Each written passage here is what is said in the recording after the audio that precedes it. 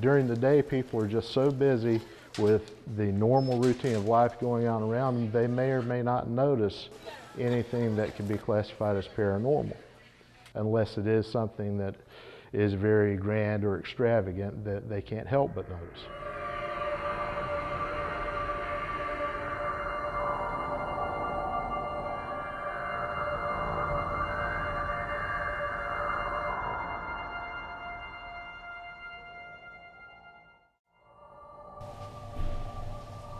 Do you ever hear footsteps?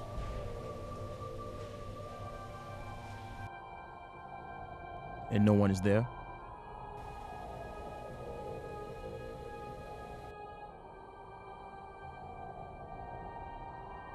Have you ever caught a case of the cold chills? Or do you hear voices around the corner to find that no one is there? Winthrop University, located in Rock Hill, South Carolina, is a typical college campus in many ways.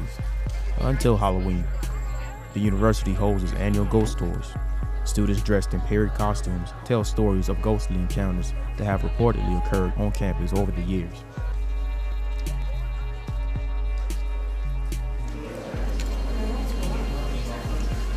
Welcome to Tillman Hall, the most haunted building on campus. Named after me, Pitchfork Ben Tillman. The first stop of the tours begins with Pitchfork Ben Tillman, the hot-tempered governor who visited Winthrop to make sure it was being built efficiently by the 100 prisoners commissioned to construct Tillman Hall. Legend has it that Tillman's nickname Pitchfork came after an angry slave lobbed a pitchfork at him, striking his eye. Nevertheless, it is said he still watches over campus, making sure everything is in order. You are done wasting my time. I suggest you get out of my sight before you regret it. The tour moves to the basement of Tillman Hall, where the stocks still stand, which once held misbehaving prisoners. Please let me out! Outside, in front of Bancroft, a lover mourns her soldier who never came back from war.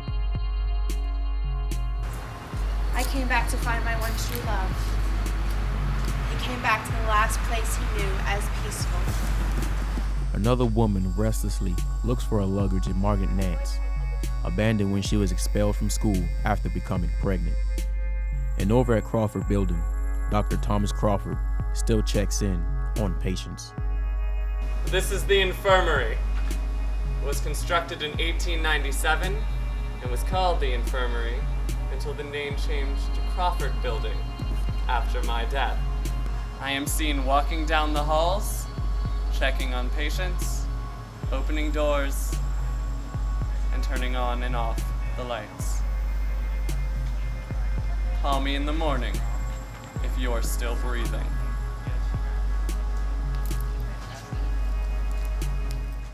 This is one of the many secret passageways in this building. Debbie Garrett is coordinator of the Ghost Tours and executive director of alumni relations. She is also keeper of Winthrop's Ghost Stories. I think part of that has to do with the fact that when I was first working in the alumni relations office, the Student Alumni Council was a group that I advised. And I was looking for a way that was going to be really creative to let students know about the history of Winthrop and yet fun. So the ghost tours came to mind, and I wanted to do something like that.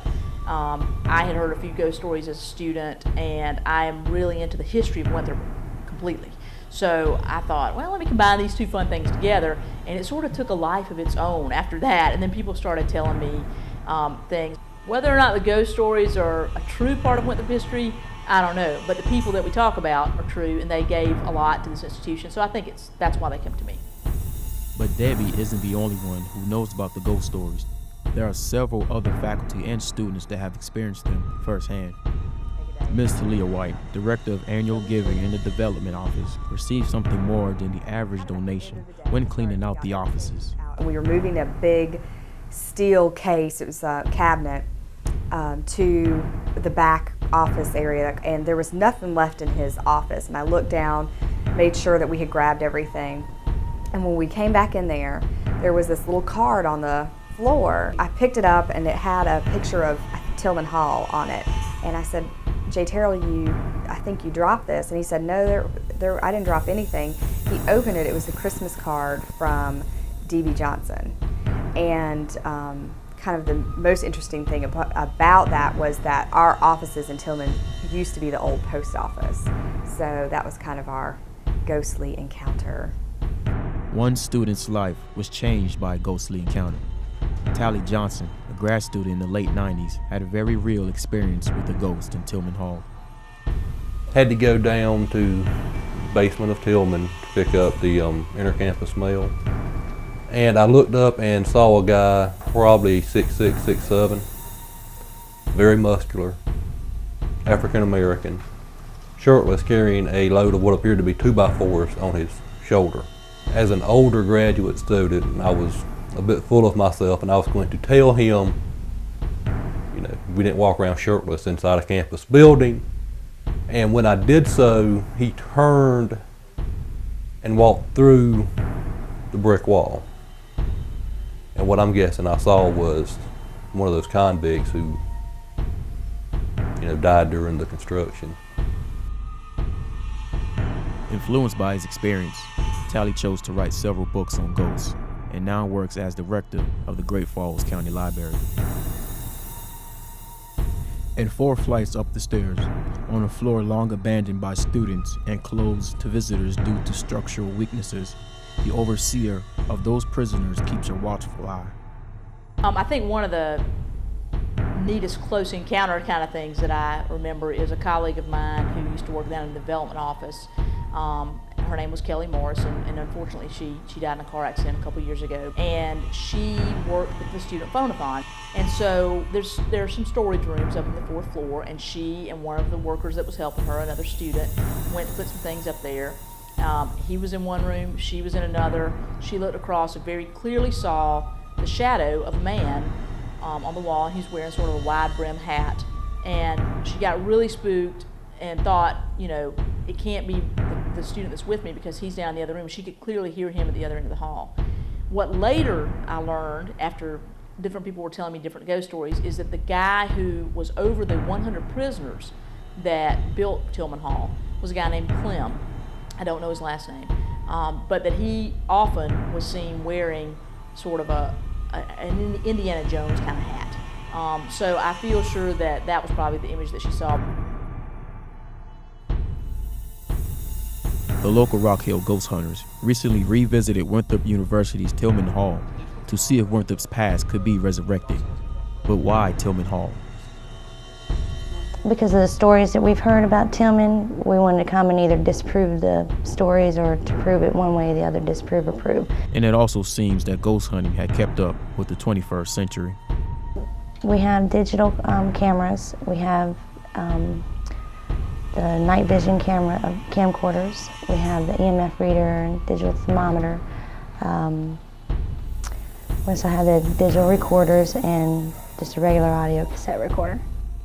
The ghost hunters also use EMF readers, which measure minute changes in electrical forces, and thermometers to measure surrounding temperature changes. But why does the scientific community not join in?